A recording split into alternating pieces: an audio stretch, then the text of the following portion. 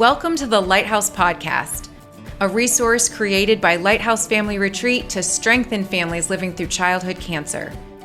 You'll hear stories from families, educational information on childhood cancer, and most importantly, we will be there to encourage your family during your journey. We are so grateful you're with us today. It is Christmas week, and in honor of Christmas week, we actually have a gift for you all. We are dropping 2 episodes today. It's the gift that keeps on giving. You've been waiting all day to say all that, haven't you? All day to say that, because it's just like the Jelly of the Month Club. And if you don't know what I'm talking about, you need to go back. It needs to be one of your Christmas movies. Probably want to watch the TV version if you got kids, but Christmas Vacation. What? Do it after you listen to the podcast. That's right. We have 2 episodes for you today, and there was no one better to talk to on this really great week than spending some time with Jenny Boyett. She is talking to us about one of her favorite subjects and some things she's kind of taught me a lot about, although I do have a lot to learn still, the temperaments. And I feel like anytime somebody can give us some quick tips to communicate better with our people, especially in times of stress, I am all in to hear it. Yes, absolutely. Especially this time of season and Christmas, obviously in the world that we're living in with childhood cancer, but also just dealing with all the family. You're going to have a lot of family time. This week, family time. Jenny, thank you so much for coming in today. I've been looking forward to this particular episode, I have to say, for a couple months. I'm a big Jenny fan. And you are. So you're not looking forward to it as much about learning more about the temperaments. It's more because we get to sit with Jenny Boyett. Well, yeah, obviously. It just so happens she is very interesting in one topic. That's she's going to be fun. Helpful. She's energetic. She's just a ball to be around. I've been on retreats with Jenny. Jenny is super fun on retreats. She is. Mm-hmm. And I got to listen to you speak. I think it's been almost 2 years. On the temperaments. In January. Yes, and I was sitting at a table, and I think I was supposed to be reflecting on my own things, but you got to one of the temperaments, and I had a lightning bolt moment where I was like, oh my gosh, my oldest son is so yellow, and this would have changed everything the way I parented him, and I couldn't focus on anything after that because I'm still thinking about it. He is very yellow. Yeah, he shines a little bit. He is yellow. Yeah. So I was excited because I felt it was really informative for me with regards to my kids, but also in a self-reflective way. So this episode, we're just going to have you teach us what the temperaments are. So we could just maybe start with, what are they? Yeah, absolutely. Well, and just so you guys know, I have been immersed in this for probably the past 8 years, just because I have triplets that are now 16 and a 10-year-old, 4 girls. Lord be with me. Yes. And maybe we should pause for a moment of prayer. But I was like, something's wrong with them. Like, I need help. And so I found this temperament coach named Kathleen Edelman, who has since written a book, and her and I have become really good friends. And I have tried to soak up everything that I have been able to soak up, just because it's been literally transforming the way that I communicate and the way that I parent. And so I hope this is going to be helpful, but I don't claim to be the expert, but I can teach you what I know. Like Andy Stanley says, I can take my cup and pour out what I've known for you guys and the listeners of Lighthouse. So the temperaments have been around for thousands of years, and it started with Hippocrates. He did all of these studies, and they first came out with Greek names, and they narrowed it down to 4 different temperaments. And there's the Choleric, the Sanguine, the Melancholy, and the Phlegmatic. And that is a mouthful. So I think, 1,000 years later, maybe they broke them down into colors. Said, hey, let's just make this easier. Let's just make this easier, and let's put some colors around this, because it's going to be a lot easier to pronounce and remember. Yes, so the colors are: the Sanguine is yellow, the Choleric is red, the Melancholy is blue, and the Phlegmatic is green. And so this is the temperament colors that are most often, but I think there's some other assessments that people do that assign different colors to things. So if some of your listeners have heard this, they might be like, well, I took something and was a purple. And that may correspond with that being a choleric in some other form. But for this purpose, we're going to talk about them in yellow, red, blue, and green. So those are our colors, and they are very easy to tell apart. Once we start talking about them a little bit more, you'll be able to see the difference. So when folks are listening and they may say to somebody, hey, I just learned all this about are they going to say the colors? Is it better for them to say the temperaments? Like, how is it best known? Yeah, I think it's best known as temperaments because there's so many different personality profiles out there. I know you're familiar with DISC and Right Path and Strength Finder and the Enneagram, that I think colors do correspond with it, but this is a baseline of temperament that we mostly talk about. Yeah, absolutely. And we've done actually a similar podcast on the Enneagram as well, where we dug in. And I think knowing both, and you're familiar with both as well, knowing both, what I like about the temperaments is the simplicity. Enneagram is very helpful, super informative, but it's also very deep. It's a much deeper. There's 9 different types of things. And there's a lot of really good stuff that come with the Enneagram. With the temperaments, what I love is the temperaments are really easy for me to talk about with my kids. The colors are simple. There's 4 of them. It's really easy to understand. And we're going to get into some of that with you. But just for folks listening, they've already heard us talk Enneagram. What I love about this is it simplifies things just a little bit. To make it a little bit easier to talk about, especially with our kids. 100%. And I love the Enneagram too. One of the things that I found is I'm an Enneagram 7, so your listeners will know what that is, and that transfers to a color that I'm sure everybody will be able to guess. But the Enneagram helped me understand me a lot, and I tried to learn about some of the other numbers just because of my girls and other family members. But what I love about the colors is once you know them, you can immediately meet somebody and know what they are and start using words to build them up and speak life to them. And I feel like that's important. As much to know self-awareness about me and my color, I want to be able to lift others up and speak to them. And that's what I feel like this framework will help everybody do. That's my favorite part, is that there's a communication aspect. Like you said, when I heard about and figured out what my kids were, it changed the way I spoke to them. Like I knew exactly what, I'd never really figured that out. I have 3 boys, so I tend to kind of use the same language with each one of them, and they're very, very different. And it changed. That day I found out, oh my gosh, Max is so yellow. It changed my perception of the words I needed to use that day. And I've still done it, and it's made a huge difference in our relationship. He's 21 now, but I would have parented him a lot differently if I had known about this when he was younger. Yeah. Absolutely. I think it's a game changer right away. So that's one benefit to knowing, but what are some other benefits to knowing your color and then your family's color? Yeah. Well, I think it just helps calm stuff around the house because, example, I'm a yellow, and so I can talk through a little bit of what those colors are, but my daughter that's red, she speaks in bullets and just kind of sounds like she's been kind of ordering me around since she could talk at about 18 months.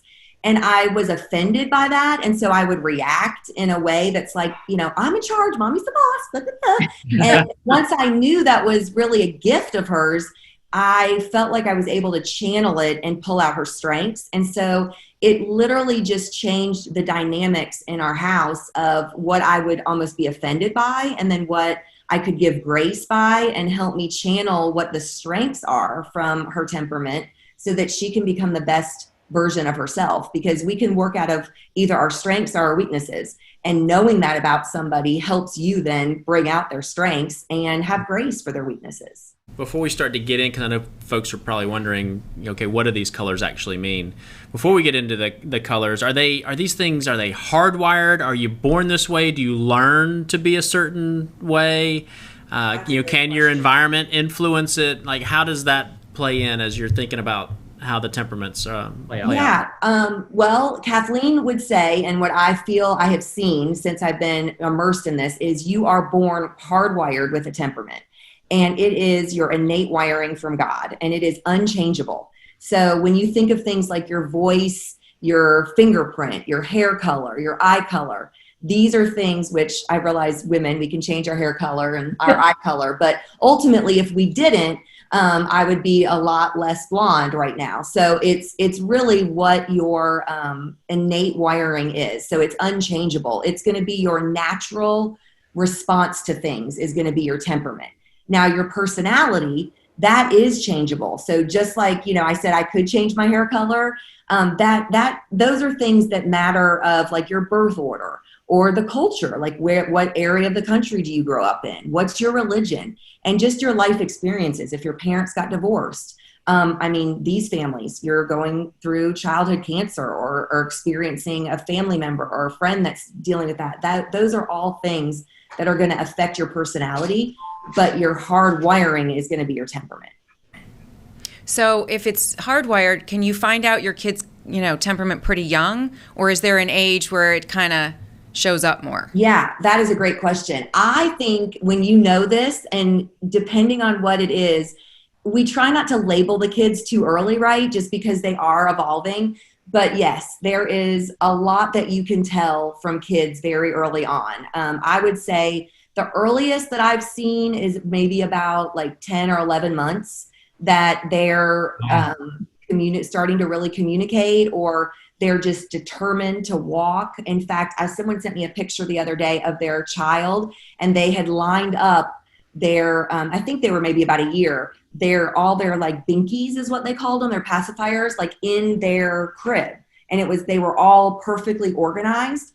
And they said, oh my gosh, I think he's a blue. And I was like, well, I would keep an eye on that, because it looks like it, but you don't want to necessarily pin it too early. But there's things like that. Or those kids that are in the store that are constantly waving in the cart, hi, hi, hi, hi, that just crave people. Chances are they may be a yellow. So I do think once you hear this and see some pictures and, we talk through this, I bet by the end of our 2 sessions, you'll be able to look at kids as early as maybe 9-10 months and think, I have a feeling they're moving in that direction.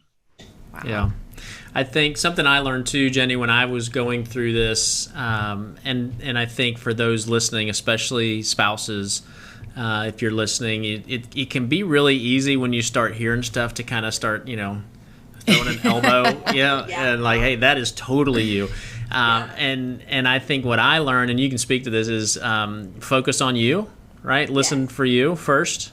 Yes. And then try to understand everybody else. But don't throw the elbow maybe, because you don't want to try to slot somebody yet. But try to just listen, and first it's self-awareness, right? Yes, absolutely. Because knowing yourself and your temperament and being able to accept that and be like, okay, I don't like this about myself, but this is true, because we all have strengths and weaknesses. That is the first thing. And then looking into identify it to others. Absolutely. All right. Love it. I think we've set it up. I think we've got people on the edge of their seat wanting to know, okay, what do we need to know about these colors, and how do I know where do I fit in? So where do you like to start? Where's the best place for us? Which color? I'm going to refer to this slide that you guys are looking at, and it's the quadrant. And so I just want to basically give a high level overview of what these temperaments are. So as you'll be able to see, the top two, the sanguine and the choleric, the yellow and the red, they are more extroverted. It doesn't necessarily mean that they always want to be around people. It means that their thoughts and emotions immediately go outward. So these are the people that are going to say, "Ooh, I shouldn't have said that," or "Ooh, I didn't mean it that way." They're the ones that are just extroverting and, communicating before there's a whole lot of thought with it. On the bottom, you have the phlegmatic and the melancholy, which are green and blue, and they're more introverted. And again, it doesn't always mean they don't want to be around people. It just means that their thoughts and emotions are going inward. So they're the people that when there's a lot of activity, they may seem quiet, and it's because they're processing. Or they're in a team meeting and they're really always quiet. And so you want to call them out and say, hey, what are you thinking? What thought are you having? Because they need to first internally dialogue with themselves before they're going to say something out loud. Now, what is important about that is because there's the quadrant of the green that gets lost on this next slide, because it is the people versus tasks. So if you're looking at the quadrant again, the sanguine and the phlegmatic, so that's the yellow and the green, you can see them, and they are people oriented. So that means they genuinely will think about people first before the task. So if they have a list of to-do things, and one is to call their friend and wish them a happy birthday, and the other is to pay their bills, they are 100% of the time going to lean in to the people side of things. That's the low-hanging fruit for them. That's the low-hanging fruit for them. And they are the ones thinking about how people feel about a subject or topic, or the emotions that are going on in the family. They're going to be thinking about the people. Now, on the flip side, it's the choleric and the melancholy, the red and the blue. They are going to be focused on the task. So they will always think through the task first. So again, they would much rather check all of those things that they must do on their to-do list off, pay the bills, vacuum the floor, empty the dishwasher, write the essay, whatever, and then call their mom for their birthday, or then, go and pay the neighbor back the egg they borrowed or whatever, right? They want to get the tasks things done. And the important thing to know about that is because the green is getting lost, because this is somebody that is a little bit more introverted. So their thoughts and emotions go inward, but they really like to be around people and they think through people. So those are going to be the ones that really want to be at the birthday party, but they're just a little bit more quiet. They're not as verbal. And so a lot of times they are lost because people just think they're introverted and aren't interested to be around the people, but they really are. And you don't want to lose them in the mix. I think that's really helpful, the way you explained extrovert versus introvert, and the extrovert being more just outward. It doesn't mean necessarily that they're just always the life of the party. It just means that that's how they process, and they just are quick to go out. Because I think a lot of people get confused, and they confuse introvert with being shy, or extrovert being, I don't know, I don't think I'm an extrovert, I'm shy. Shyness doesn't really have anything to do with it. It's not a shyness aspect. It's just how you process and being an out loud thinker, or out loud just kind of stuff. Jan and I, my wife, we are both on the top end. She's a yellow, I'm a red. She's a yellow red, I'm a red yellow. We just kind of go back and forth, right? But so there's a lot of out loud thinking that happens in our house. It just happens. But I can be very shy in an environment, but I'm an extrovert, depending on which environment it is. If I'm in an environment where I don't know a lot of people, I will be shy, and I'm not going to be that, outward life of the party kind of deal. And so I think a lot of people confuse the shyness. Well, I don't think I'm an extrovert. I don't think I'm, because I have a shyness to me. That's not an indicator. So I loved how you described that and talked about the introvert extrovert side. I thought that was good. Yeah, that's awesome. Yeah, you're so right. And before I knew this, I would have told you that my green daughter, it unlocked a whole new way of thinking about her, because she always wanted to be with me, but was just kind of there, like didn't really want to talk a whole lot. But that was something I was missing about just her level of wanting to be around people. So, yeah. Love it. And the processing. I love how you also talk about how it's there's a process that's happening for them where they're thinking a lot of different things. They're not being quiet. They're just thinking about everything. Right. They're having this internal conversation, which is, again, that introvert. It's inside, versus, like I was saying with Jan and I, we have the conversation outside. We just have the conversation. There's not a lot that we talk about in here. If you have any that are on that bottom rung, right, green or blue, they hear mom and dad talking about the dreams and the ideas and the trips, and they're thinking, we're going skiing, or we're going to move. And you're like, no. We were just having fun dreaming about it. We don't have any intentions on doing that. And they're like, wait a minute, you said it out loud, so that probably means it's happening. Right. And that isn't always the case. So you have to remember that when they start extroverting, because that doesn't necessarily mean it's going to happen all the time. Yeah. Well, that was a great overview. It definitely re-clarifies for me. I have my to-do list, Jenny, and I'm a red. But I'm a red yellow, so I do have some of the people side of it. But my red is definitely my more dominant, and it is so true. I will make the phone calls last.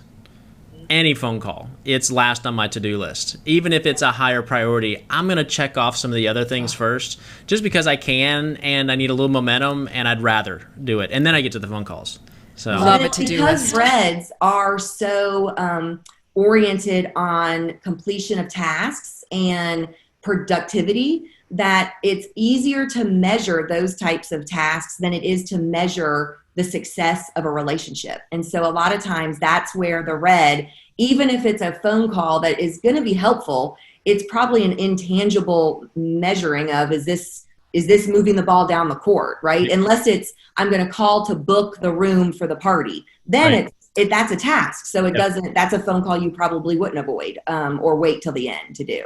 That's so funny. She's speaking my love language, like bullet points and task sheets and crossing things. Obviously, I'm very red, but all those things just bring me so much enjoyment and happiness.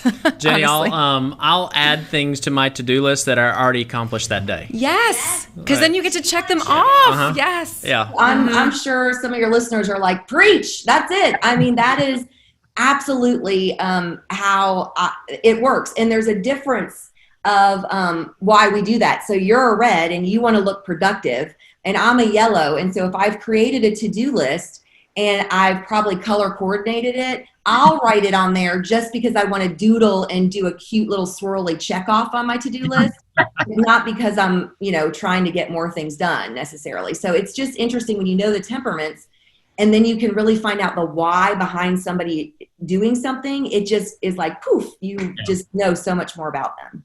That's great. Well, you gave us a great high-level overview. Yes. Let's talk about each of the colors. Which one do you want to start with? Yeah, let's go through the yellow. Let's start there. That's me, yellow. That's the So let's talk through some of their strengths. The yellows, they have loud strengths and loud weaknesses because we are extroverted and we just say things. And so you're going to see yellows. They are joyful, encouraging, just very affectionate, popular, expressive, animated. I mean, you can usually see it, when a yellow walks in. Even things that they wear a lot of times are going to be a little bit more colorful or vibrant. They're just about experiencing life. They live in the moment.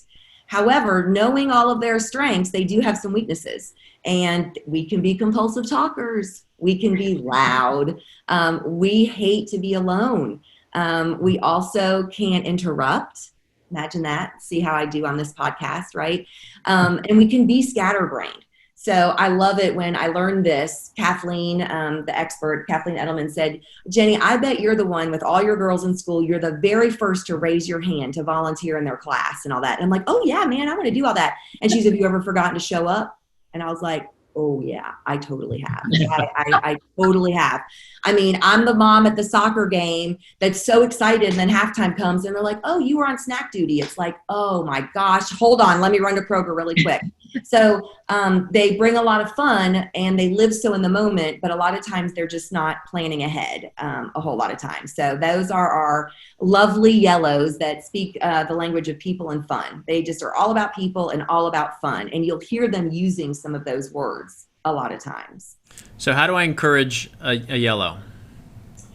Anything you can do to make it fun. I have a yellow daughter, and when I'm trying to get her to do chores and do things like that, I'm like, hey, get all this done so then we can go have fun. And whatever is fun for them, that's what you want to motivate them with. They are going to be focused on friends. So, wanting, hey, do this and let's have a friend over, or something colorful and fun. So if you have a child that is trying to study, let's say, and they're a yellow, that is not fun. So how can you make that fun? Can you bring a whiteboard over and give them all the fun color expo markers and let them write the math facts on the board? Because then now you're speaking their language. You're making it fun for them to learn. So things like that, let them, or invite a friend over. They can study with a friend. Now you have to monitor that because they will be pretty talkative. But if there's a way that they're going back and forth with flashcards or things like that, anything that you can do to really bring a level of people into the environment or fun will help motivate them. Invite a blue friend. Yes. To rub off on them a little bit. To study with. Yes. We'll talk about blue in a little bit, but invite a blue friend. That'll make more sense. Yeah, let's talk about the red next. You want to? This is you guys, right? Yeah. Tell me what you think. So I would say the strengths of the red. I love reds, and sometimes they get a bad name, but really we're better off in the world because we have a lot of reds. Decisive, right? You can delegate well. You can be very self-directed. There's no stopping you. You guys see a vision and you can see the tree through the forest and capture it. You don't mind confrontation. You will put it out there and let it be what it is. And you're very driven, self-driven, and want others around you really to be their best self. But we know all of this, right? Because some of the weaknesses of the red is you can tend to be I think it's good. I think There's it's good. more. stop there. There's I more, think that's but good. That covers the red pretty well. Yeah. No, I'm kidding. Go Well, ahead. yeah, you can be bossy. You can be impatient. You can be quick-tempered. It can come across as arrogant because you guys think your way is the right way a lot of times. Yeah. And you usually dislike tears and emotions. So you're just trying to say what you feel, and you don't want the response of tears and emotions because your intent is never to hurt their feelings. You're just being truthful. But that can come across and be hard sometimes for them. So the cholerics, we like to say that they have powerful strengths and powerful weaknesses because you almost can't miss them, right? Because they're just so bold and blunt and sharp. But it's in a positive way and in a negative way at times. So does that, you guys agree and feel like you're on that path? Oh, yeah. Yeah, 100%. Yeah, 110. Jenny, what I've found more, maybe it's just my age, right? Late 40s. And this wasn't the case earlier on in my life. But I do find myself getting more emotional. Like I do actually, and maybe that's just, again, my age and maybe I'm finally maturing. But I do get more emotional where tears are a part of just how I'm feeling, and I express them now, my emotions differently. Whereas before, it was exactly as you said, I did not like the tears. I did not like to be around the tears of that. But I have since become more, maybe it's teenagers. Maybe that's doing it. I don't know. Now. Yeah. No, I would say, we all have some of a little bit of the all of these temperaments in all of us. And if you're a believer, you can look to Jesus and go, he was the perfect blend of all four of the temperaments, all four strengths of all the temperaments. That was Jesus. And the more and more we try to become like Jesus, the more we can grow in the strengths of those other temperaments. So I'm not saying let me clarify. I'm not saying you're Jesus, Chris. Don't even. I'm not. In fact, I better call Jan and let her know that so you don't come home like now claiming to be Jesus. But I do think this is the last thing I needed to hear. I know. I do think the more that we become the best version of ourselves, the more we can lean in to some of the things that aren't normally us. Like your tendency would be to be bossy, unfortunately, right? But the best self is not going to be bossy. You're going to be encouraging and delegate well and encourage. And so the more that we work on ourselves and know this about ourselves, like you said up front, self-awareness, yeah, we can grow into that. And so I agree. I'm yellow and God gave me triplets. I am not organized.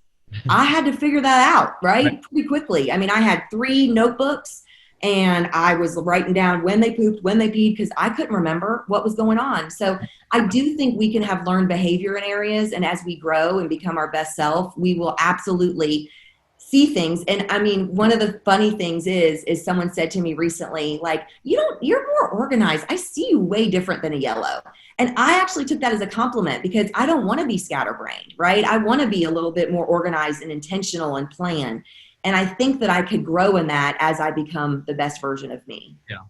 Another thing before we move on to, I don't know if you're going to do green or blue next, but one thing that I think we all need to remember when we're hearing this, and I think it may be being a red, I just think it applies more to us as reds, but not to use these as excuses, right? To say, hey, this is just who I am. I'm just, you know what? You're just going to have to deal with me. I'm blunt. I'm straightforward. I'm, arrogant, whatever it is.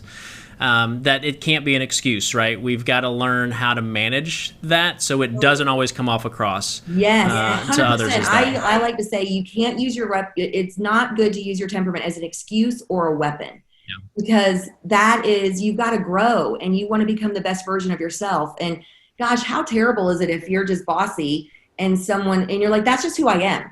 is that really who you want to be forever? Or I'm just scatterbrained, sorry. Like, don't label yourself that way. Know that you're always growing. So I love that. Yes. And if you love someone, you don't want them to use their temperament as an excuse, right? And hopefully you love yourself, so you want to grow. But that's a great point. And one other thing I want to say at this point too, because this is a lot of time where the reds are like, yeah, I know you shared some weaknesses, but I actually see a lot of those as strengths, you know? There is no temperament that's better than any other. I mean, God intended, we need the world. I mean, we need all of these temperaments to make it in life. And so there is not one better than another. So sometimes when I'm teaching this, I hear people be like, oh gosh, I really wanted to be a yellow, or I really wanted to be a blue. God made you exactly who he wanted you to be. And that is what he wants you to be, the best version of the yellow, or the best version of the red, or the blue, or the green. And so try to look at that and embrace what you are, and realize that is the best for you, and that there isn't a perfect temperament out there anywhere. That actually helped me a lot when I heard you speak before, because realizing I was a red, it's some harsh words in there, and hearing that part of it has made me look at it differently, that, okay, my job is to be my best version of myself, but I was made this way for a purpose. So what way am I supposed to be serving, using those strengths? Like, what am I supposed to do with those strengths? Because there's obviously a purpose if I was made that way. So that's helped me a lot, not look at it and be like, oh my gosh, I'm a red. The yellow is so much more fun sometimes. And, that's helped me a lot to just look at it that way. Well, and Christy, honestly, red women have more negative stereotypes with them than anybody else. A red man who is bossy or driven or focused or, delegates, like, they get almost applauded to be a good leader. And then when the red women are doing that, they kind of get labeled something else that's not so nice. And so I think that's so unfortunate. And I am raising 2 strong red women. And I want to see them use that red and learn it early on, so that they don't, what Kathleen says is, a lot of times reds end up leaving a lot of hurt bodies behind them. Yep. And I want them to not do that, and to be able to know their strengths and use that ahead of time. But it is unfortunate. I feel like society in general is just stereotypes. And sometimes they do that to some of the yellows, like the ditzy women, but, oh, he's a fun guy or whatever. And so I do think that you probably have felt that more growing up, especially, when we're growing up and we're strong and we want to lead the team. A lot of times that hasn't been received very well. And so I'm a yellow red. And so I have a little bit of that in me. And I feel like we get the negative labels sometimes. And so it's good to be aware of, and, but also know, so those men that are out there that are married to red women, celebrate their strengths. I mean, they are going to change the world. And so are those little girls that are giving you all that fight in the morning, and they want to pick out their outfit and they want to do it. They're going to change the world. And so we want to celebrate that. I love it. Let's talk, let's talk green and blue. Blue. Perfect. Okay. So our blues, we need them, right? When I think of Lighthouse, I think, oh my gosh, I know you got to have some blues playing in your retreats, because they're so detailed. But these are analytical people, so empathetic. They can be perfectionistic. They're just very detailed. They want to dot every I, cross every T. They do enjoy solitude, and, kind of working individually. One thing is they're very creative. Sometimes they get, labeled as just, they're going to be behind their desk and number things. But really, because their brain's wired that way, a lot of them are very musical or creative or theatrical. And so you want to pull that out of your blue kids and blue spouses and friends. So some of the weaknesses, though, of the blue, they can be moody. They can be critical. They can, be withdrawn because they don't need a lot of people. They can be very skeptical. So they're going to fill in the gap first with suspicion over trust, because it's a little bit harder to earn their trust. You kind of got to prove that you have their back. They can be insecure socially. I feel like what I've heard from blues is that they often feel like a round circle trying to fit into a square peg. Sometimes they just feel a little bit odd. They don't quite fit in. But they really want to. They want to be included and invited. And one of the things we say about the Blues is they have deep strengths and deep weaknesses. These are very compassionate people, and they feel, all of their surroundings. They're very empathetic. And so they are the needed people, though, to help get the ball moving down the tasks. They can absolutely anticipate the obstacles coming because, Chris, with your big red vision, you see the vision. And if you're talking to a Blue, they want to be excited for your vision, but they see every little single detail step leading up to that you are not even aware of. And if you were to go charge off with your red vision without including a Blue, you would hit landmines and it would not go well. So you have the Blues in your life are important. And they've been very helpful to me. Some of my very best friends are Blues, and we're opposite on that, quadrant. But man, they help me be a better version of me because they see things that I don't see. Absolutely. So let me ask you, I am a red blue, and you mentioned earlier yellow red. How many different colors can a person be? I mean, obviously not all four, or... Yeah, usually you have a dominant and a secondary. And so on the quadrant, you can look at this slide, usually you are not diagonal. I guess every now and then you could be, but it would be like being opposite of yourself. And so that would be a challenge. You would be very challenged if you hate to be alone and want to be alone. Yeah. So I would say you usually are like a yellow-red or a yellow-green. You're either a red-yellow or red-blue. You're either a blue-red or a blue-green, or you're a green-yellow or green-blue. Those are usually the combinations that you can have. All right. So that must be my blueness. Yeah. with you, with the It comes out. Absolutely. It does a little bit. Yeah. Let's talk green now. Okay, so let's talk greens. So greens, oh my gosh, the greens. These are innately kind people. So their strengths, just ooze kindness. They're very diplomatic. They're very even-tempered. They're very patient. They're very tolerant. These people just love to serve and be around you. They really want harmony. Greens just really crave harmony. But on the flip side, some of their weaknesses are they can be unenthusiastic. They can be very indecisive. I mean, if you're in a group setting and you go to a green and ask them to pick the restaurant, it is going to be impossible for them to pick it. Usually because they want to try to please as many people as they can, and they know that they can't. But they tend to have no sense of urgency.